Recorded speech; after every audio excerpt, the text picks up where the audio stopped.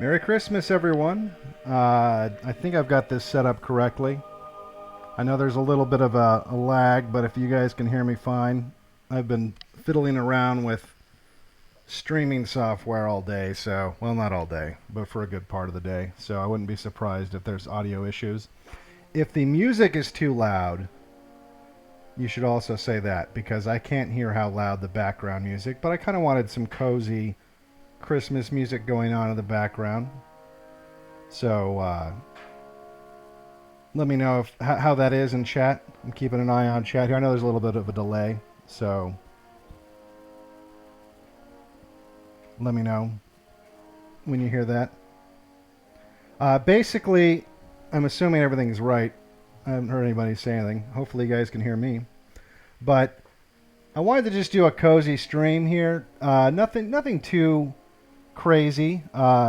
Just talk about a couple of topics, but also I kind of want to get in the habit of doing streams, and that's not my strong suit, as I've mentioned before. I'm a lot better at scripting stuff, researching, and especially with the movies, you kind of have to, because you can't exactly do that live.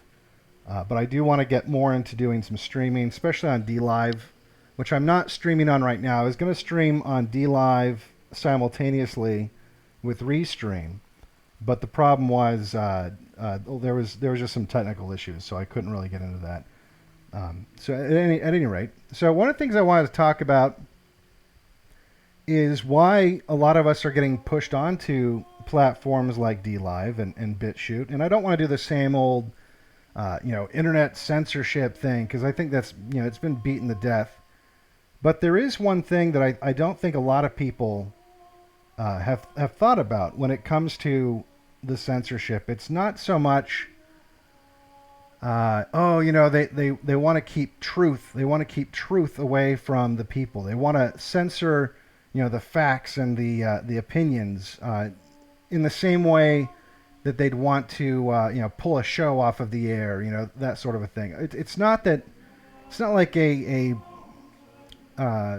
book burning kind of a thing where they're trying to erase the information from the internet, so much as it's about social feedback.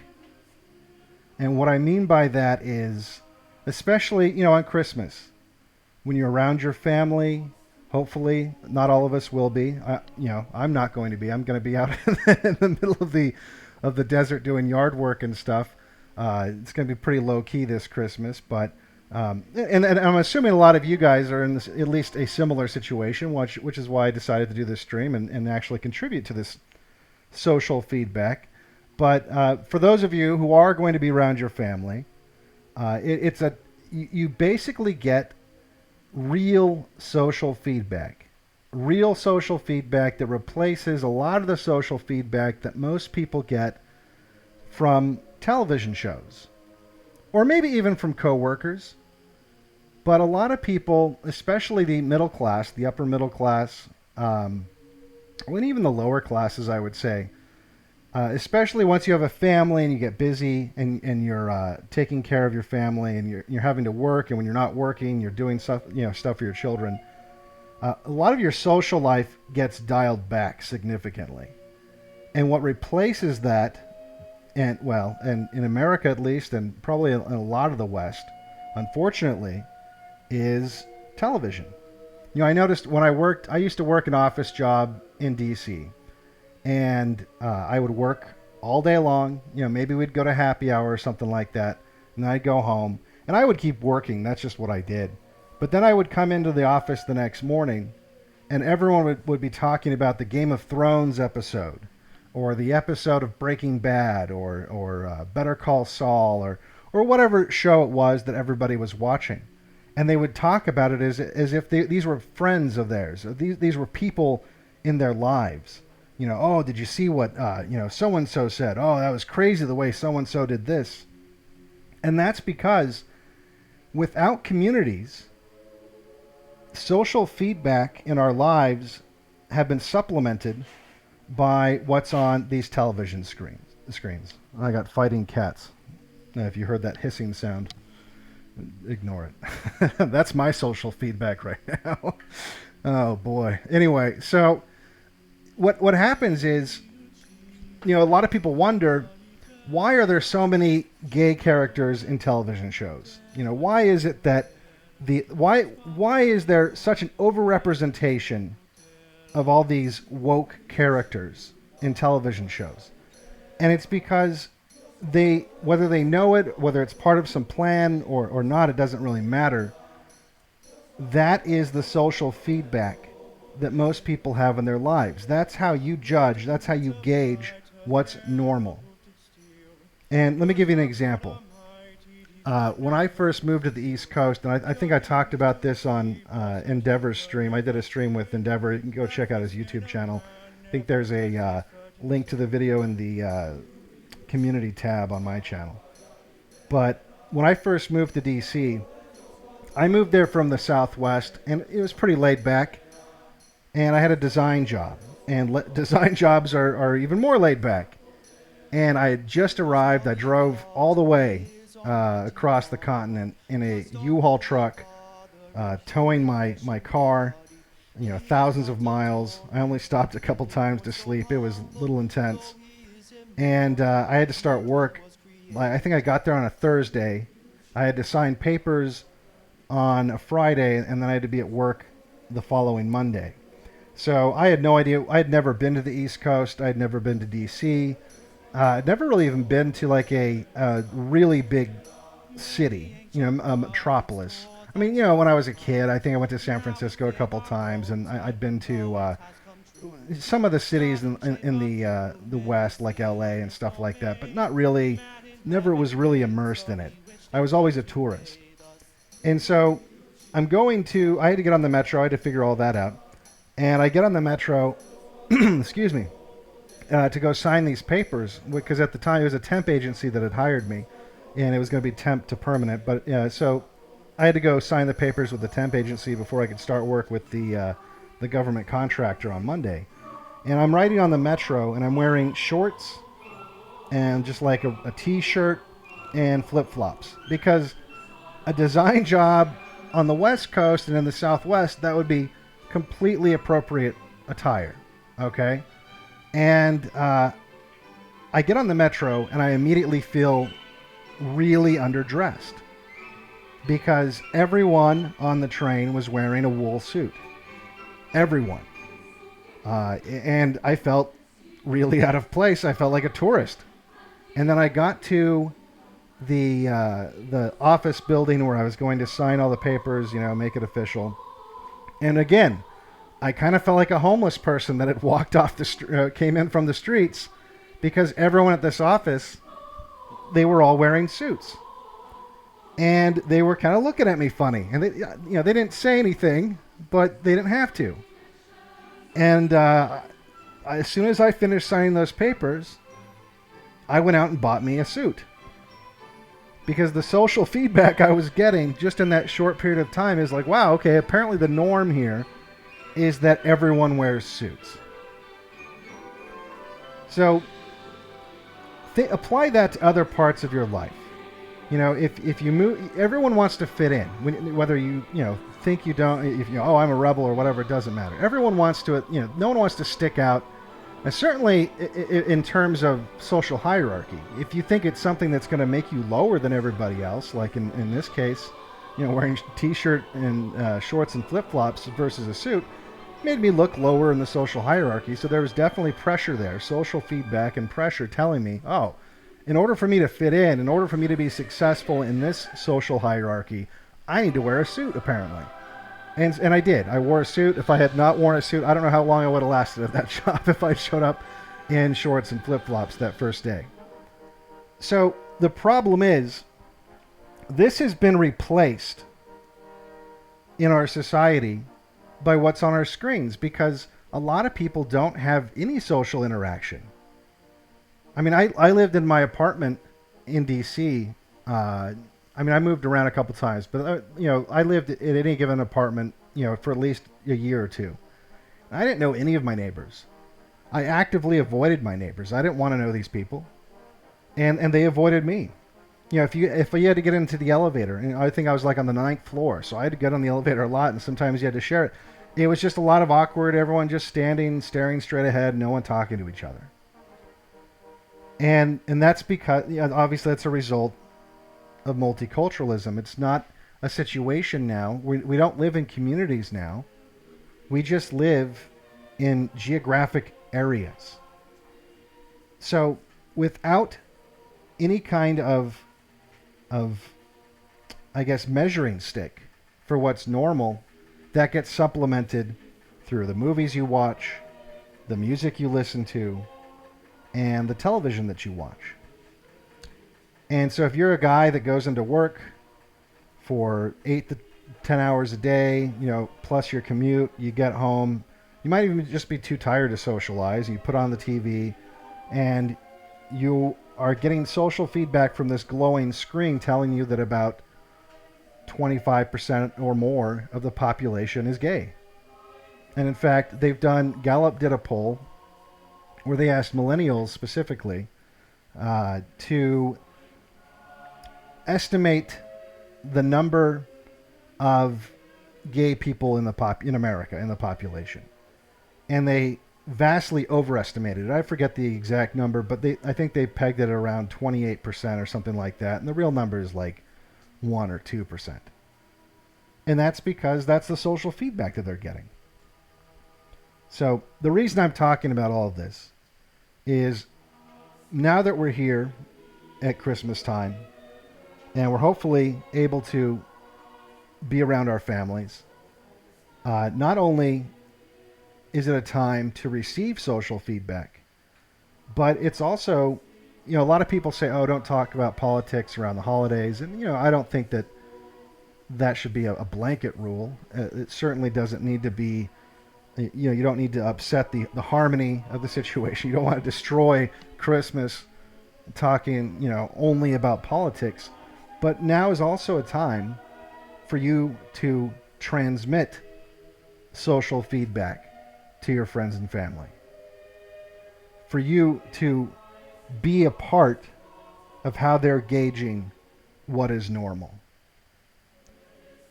Because I think you'd be surprised. I think a lot of people, I was watching Millennial Woes and I forget who he was talking to, but I think it was a stream he was doing yesterday.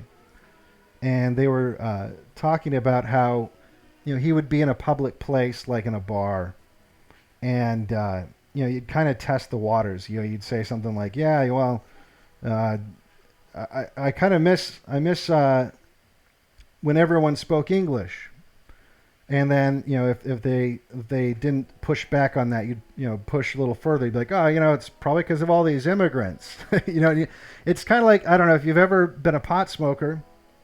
I bet a lot of you guys can relate to this. You get a new job or you go to a new place and you don't know where to buy weed from yet. And so you kind of like put out like the signals like of, hey, do you smoke? And if they, that way you can say it's cigarettes if they say, what are you talking about? Or if they, but if they give you the wink and the nod, then all right, I found someone else who smokes pot. But the problem is that's not making it the norm. Okay? So many people are afraid, and for good reason, I guess you could say, of having their careers destroyed and that sort of a thing. But by being a silent majority, you're not really a majority, because you're not the one that's defining what's normal. You're allowing the left or other forces to define what's normal, because they have a complete stranglehold on mass media. Again, whether it's television or music or movies. So if you're not counteracting that, then you're allowing them to define what is normal for the society. And again, you might find that there are a lot of people that would agree with you. You know, and again, also you don't need to ruin Christmas, but I think it's a good opportunity to at least bring up some of the things that we talk about here. Talk about maybe some of the problems that we're facing, some of the problems that may lay ahead. And you might be surprised at how many people are just afraid to talk about these issues because of the social shame and that sort of a thing. Another reason why this is important is if social feedback doesn't just come from, I mean, a lot of you guys have friends, right? A lot of you guys aren't just watching television or and like I said, the reason why they want to censor us is we are social feedback. We're telling you it's okay to talk about a lot of these subjects. We're telling you, hey, this is totally normal. We're normal people, and we think the same things. But I'm sure that beyond that, you're not just watching YouTube or whatever. You also have a social circle. But that's also why it's important to choose your friends carefully and to be picky about who's in that social circle. You know, if you're hanging around in the sewer long enough, you start to smell like the rats. I mean, if you're allowing people who are negative, who are bad, I mean, I don't want to oversimplify it, but I mean, if you have people in your life that aren't making your life better, they're making your life worse, and they're providing social feedback that's going to lead you to normalize bad behaviors. And it's kind of like how they say you can take the guy out of the ghetto, but you can't take the ghetto out of the guy. I mean, there's another way of putting that, but it's if your social feedback always consists of low IQ people who aren't really on the same page with you religiously and politically, and you find yourself having to compromise your morals so that you don't upset the friend group, you're in the wrong friend group. You know, anyone that's not, like I said, anyone that's not inspiring you and pushing you and challenging you, they're bringing you down. They're bringing you down. So that's another thing to think about on Christmas too.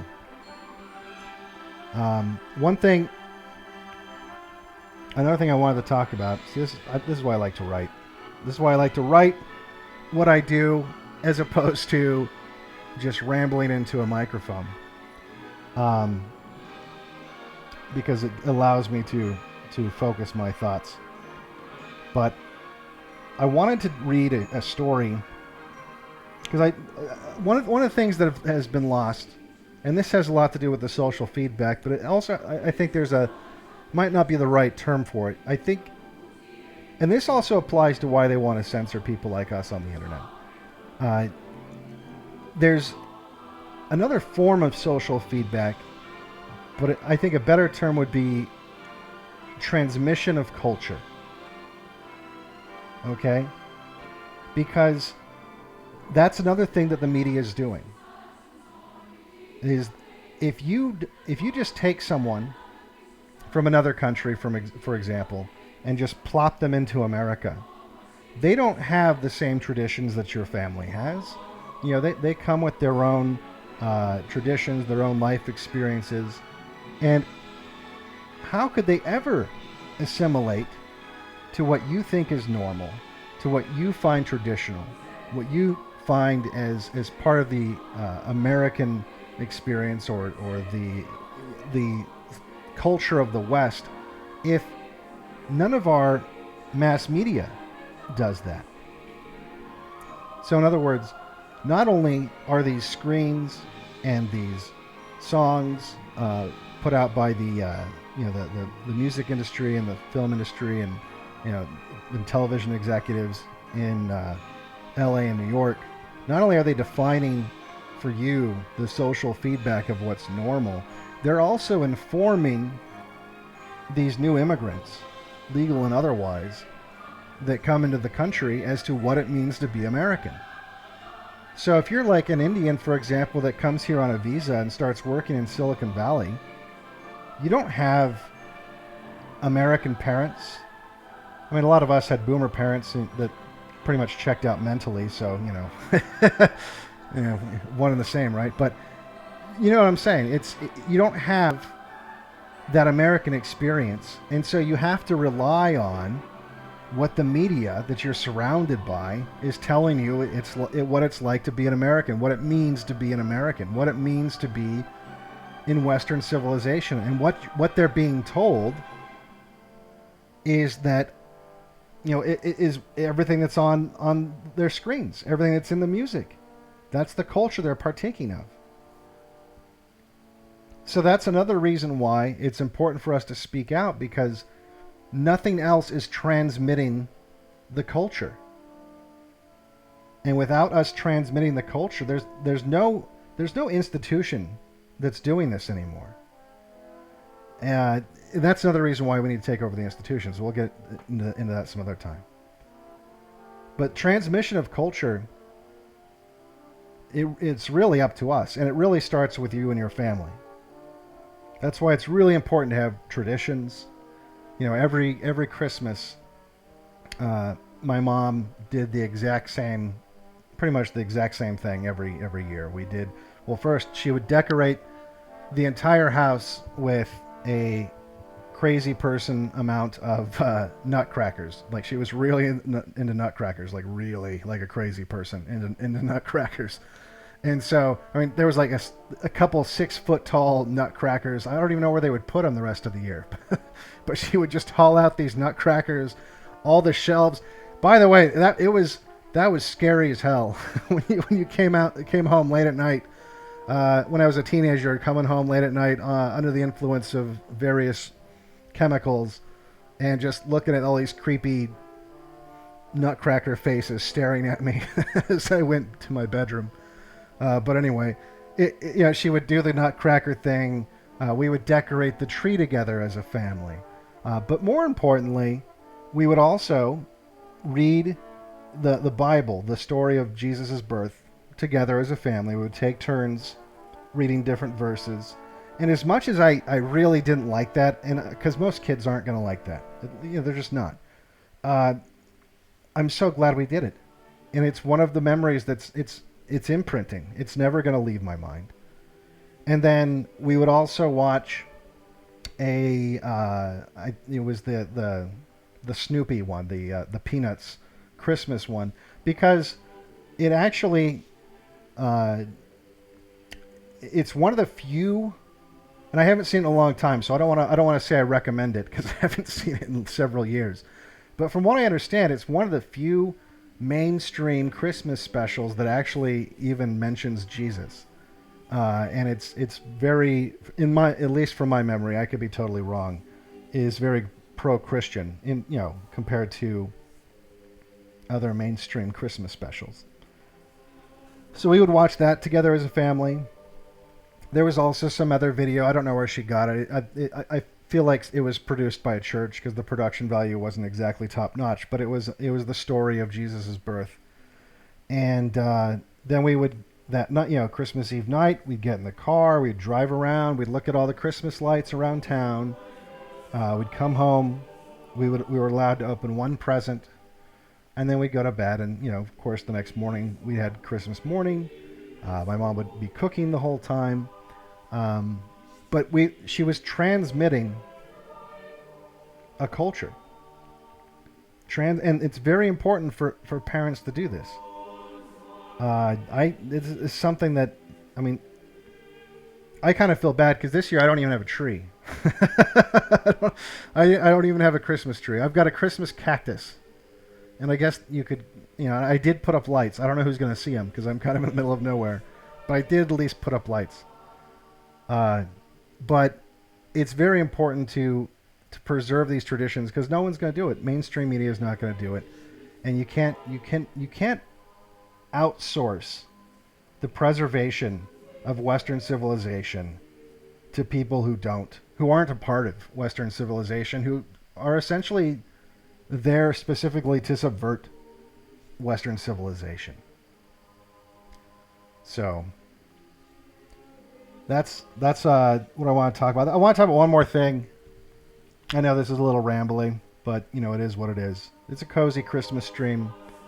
I didn't really have a whole lot planned for it. I just wanted to hang out with you guys, and because I feel like there's probably a lot of other people who are probably spending today alone, and I want to give you guys some social feedback that Christmas is still it's still a good holiday. It's still fun, even if you're sitting here watching YouTube with us.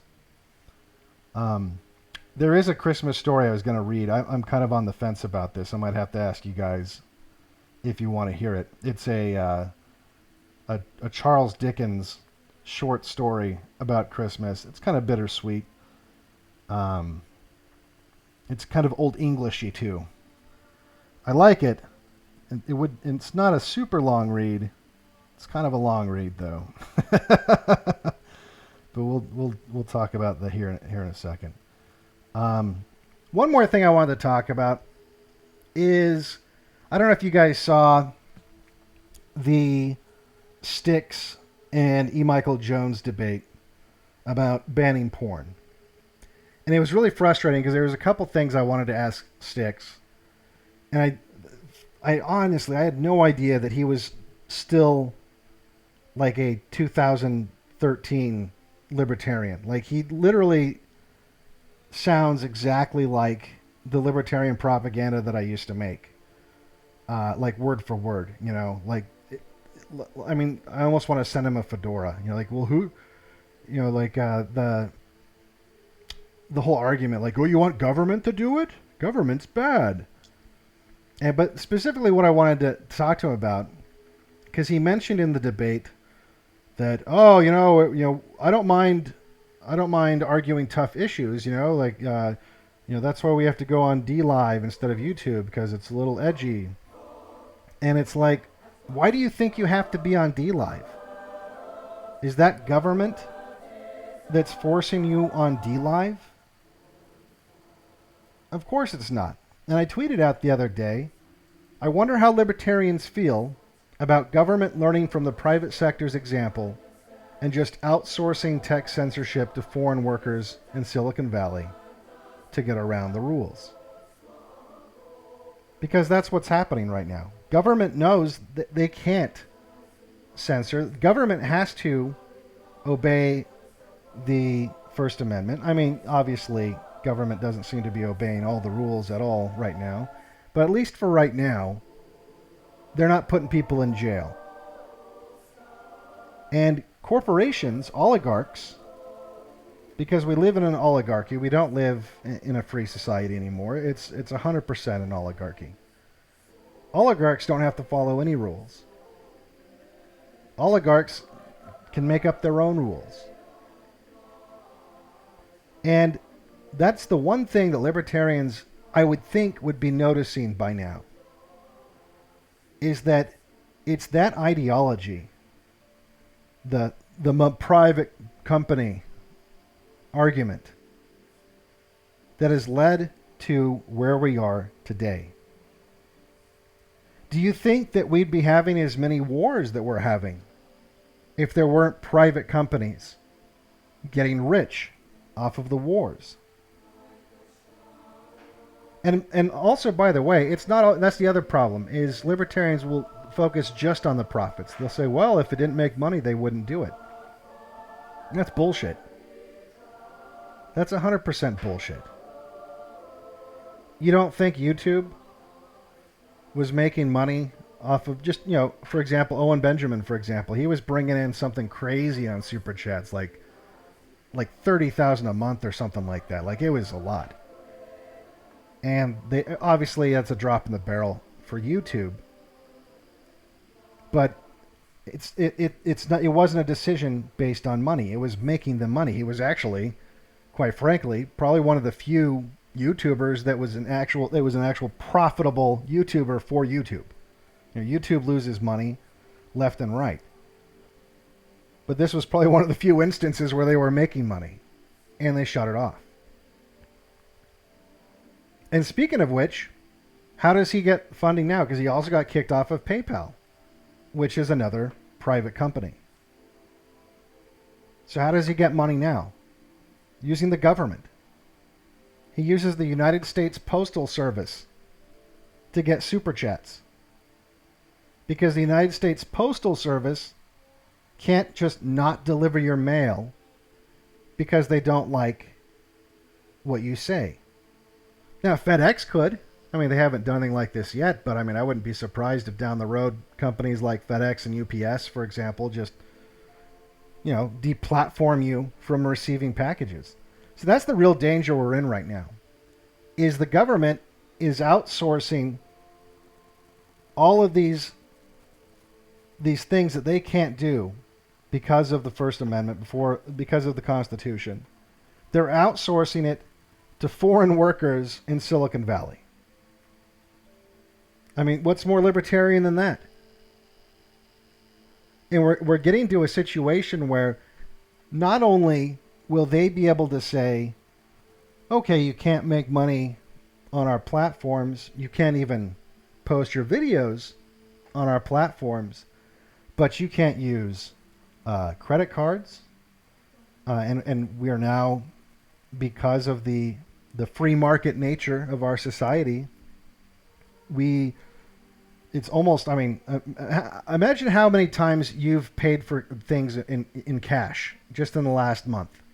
Like, what percentage you think of your purchases were done using cash instead of like a debit card or a credit card? I bet that number is really small. And so they could deplatform you, not just from payment processors if you want to like accept cash, but Visa could just say you can't. I mean, there's banks that are doing that. There was a bank Chase Bank deplatformed a whole bunch of people last year.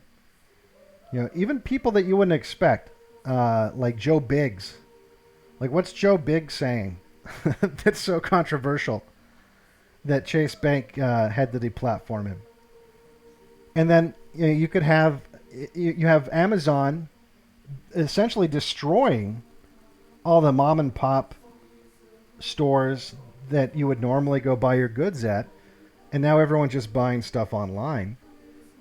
And you could have a situation where Amazon could just be like, you know what? We're not selling to you anymore. Or eBay or whoever. And you could be put in a situation, if this keeps going at the rate that it's going, where you can't buy anything. You can't sell anything. You can't participate in the economy. And so a lot of people get upset, and I hear some criticism. In fact, I don't think he was talking about me specifically, but Edward Dutton, was like, "Oh, I don't think that you should go into a bunker somewhere and just detach from society." Which, by the way, I agree with. I don't think you should detach from society, but I think that you'd be crazy if you're not looking at ways that, if you're going to be one of these people that's providing the social feedback and that's transmitting the culture, and essentially if you're going to act as a wrench that's throwing yourself into the machine, because that's all we can do right now. If you're going to be that wrench, you have to think ahead, especially if you have a family that you're providing for, and think of what I think is an inevitability that you get deplatformed from the economy. In which case, how are you going to survive at that point? Unless you are living out in an area that you can provide your own food, your own shelter. You're not dependent on this machine that is trying to rewrite history and erase your culture. So I think, and I also think that we need to start making small communities. And obviously, I'm not saying like like the Branch Davidians make compounds that the government can then go and burn down and murder all your family. But I do think that we need to start building communities where, if you have to start small, just slowly take over. I actually don't know. I don't know. What I'm trying to do where I'm at is I'm in an area that's really, really, really, really small. And so small, in fact, that it's not even like in an incorporated town or anything like that. And my long-term plan is to build this up as a town, as a small community, where you can have local government that you're in control of, or at the very least, that's accountable to you. You see, that's the other problem with the size of this government. The one thing that the libertarians kind of get right, and they're only right because of multiculturalism, by the way, because we're now in a country that has nothing in common. Like, no one has anything in common with anyone else, or at least, if we do, but we're spread out so thin that we have no power a lot of times, even at the local level, but certainly not at the national level. There's no one at the national level that is accountable, and it's not like. And that's because not only is it physical distance. Like, if most people listening to this aren't living in Washington, D.C., but it's also just a matter of the barriers of entry. Like, you think that even if you lived in Washington, D.C., you could go talk to Trump? Good luck with that. Unless you gave his campaign a couple $1 million, you're not talking to anybody. What are you going to do? You can write a letter to your senator? You think he's not going to read it? Some aide is going to read it and then, maybe send you some, one-size-fits-all response that gets signed by a pen machine. There's no accountability. It's not like the good old days where if a politician got out of hand, they'd end up being covered in tar and feathers. And it's because this machine now is so big and unruly. It's almost impossible to do anything, like I said, other than just be a wrench in the gears at this point. Which is, by the way, that's why I think I gave Trump so much leeway in the beginning. Before I really, at this point, there's still a chance, right? There's still a chance that there's some kind of plan. I really don't. I think that chance is really small. But in a world where anything's possible, there's still a chance, right? But before that chance seemed so small to me, the reason why I was giving him the benefit of the doubt for as long as I did was because anyone that got there would be up against this giant machine. So it'd be a tough battle, no matter who it was. It just doesn't seem like a battle that Trump's even fighting, to be honest. I mean, if he was, we wouldn't have had Jeff Sessions. We wouldn't have had to tear to narrow shreds. So that's that. So essentially, he's telling, well, I guess us now, because he has done an excellent job of transmitting culture, because here we are in 2019 reading words that he wrote down in 1840. And what he's saying is, don't forget those that came before you. When I think there's a lot of people, especially when you're younger, and I did this myself, when you get Christmas vacation and the bars are full of these people tonight and tomorrow, it's a day that people try to forget. They think that, oh, everyone's so happy, everyone's celebrating, a wonderful Christmas, and my Christmas is shitty, and all my Christmases have been shitty, and I'm just going to get drunk and forget about it. And I think it's important that you don't shut out the shitty. You don't try to kill it with alcohol or what other substances you might prefer, but instead you embrace the good portions of that. And so yeah. Anyway, with that, I'm going to go ahead and go through the super chats. Sorry, I didn't read that the best. I knew it was going to be difficult, and it was difficult. So now I got to figure out how the super chats work here on this new. Here we go. All right, so we got WedPhotog1. Merry Christmas, everyone. Thank you. Merry Christmas. Dino Legovich, recent subscriber. Thanks for your work. Well, welcome to the club. Let's see here. Wilburn. Well, I'm not going to read that one.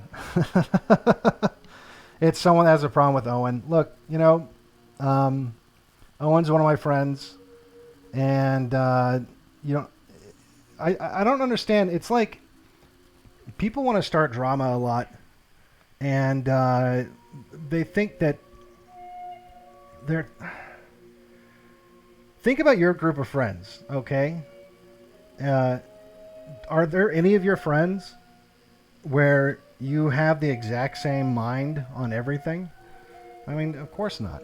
And it doesn't mean, do you disavow your friends the second they don't like a song you like or something like that? I mean, it's ridiculous. And, you know, Owen and I disagree on a couple things, and we're still friends. It's not a big deal. I think he does a lot of good. I think he gets people to want to have families and to question authority, and both those things are really, really well needed right now. $2 for the great work you do by Kay Lewis. I appreciate it. Another WedPhotog. We very much appreciate your rambling. Well, I'm glad someone does. John Johnson. I was going to tell you, your name is very similar to the real Carl, if you saw my Carl video. Which is kind of funny because a John is a guy who gets a prostitute. But anyway. Share some thoughts on Virginia Spring. Sorry, I don't want to be off topic, but I feel like it's an important event. Oh, okay, I see what you're saying. The stuff in Virginia. Much love, fellow Americans. Merry Christmas. Yeah, I think it's very interesting what's going on in Virginia, but I don't think it's something that is, you know, we'll see how it goes.